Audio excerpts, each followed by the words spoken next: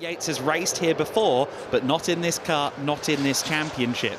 And there's no replacement for that experience towards Clark Curve and Clearways.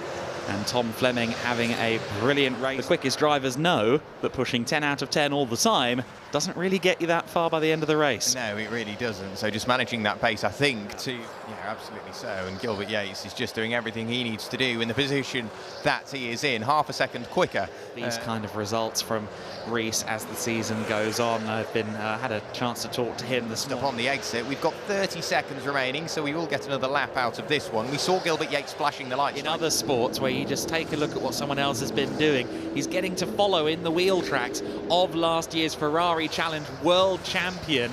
He's setting pace the inside to the outside any which way he could. He's a showman off track. He's also a bit of a showman on the circuit as well. If he gets half an opportunity here at the Copenhagen. He's still out there and running, but trying to run away from Gilbert Yates. At the moment, the gap has come out very slightly up to 1.6 seconds. He's doing what he needs past. He's also got to try and work his way through and past Stephen Dobson, which I think he has now done. Over the line he will go, and yes, he has got by Stephen Dobson. So that's two cars that he's